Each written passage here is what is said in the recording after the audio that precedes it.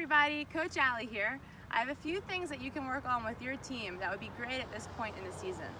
Parents and coaches and players are always asking me how they can improve on their juggling.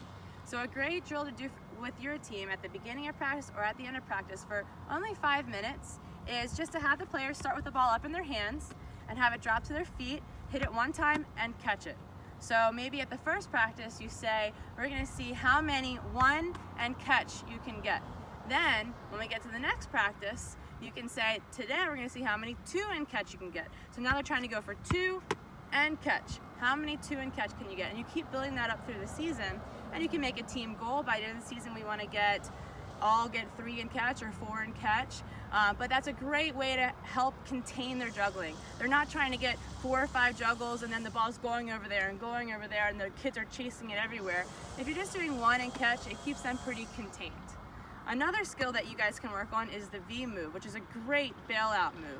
So defenders are always anticipating us to go forward when we get to the ball. And if this ball gets a little bit out of my feet and the defender comes on me, I can't just barrel through, I'll get tackled.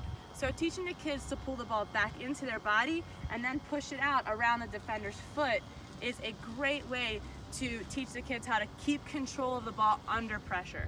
And I'm going to show that in a separate video because there's a 5 V move progression that you can do with your team that requires a little bit more of an explanation. One of the big themes this year I'm hearing from coaches is having trouble getting their teams to play wide.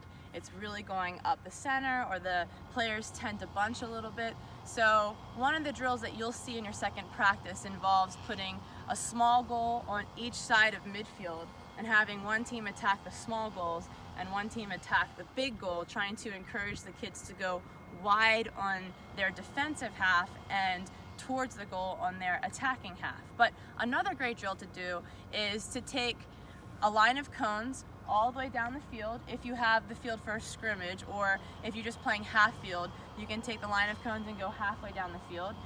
Right here at the side of the 18 is good, or you can give them a little bit more space if you'd like, and have this be a free zone.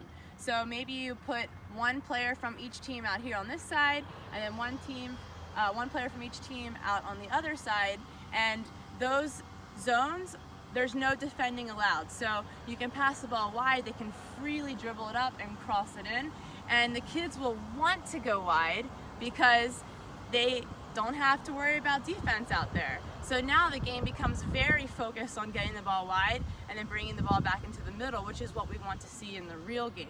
So having these neutral zones, adding them into your scrimmage, and then the second stage of the scrimmage would be to lift up the neutral zones and just let them play and have them keep in mind, remember, go wide, remember there's space, use your space wide. Keep reinforcing that when you get to the regular scrimmage with no restrictions.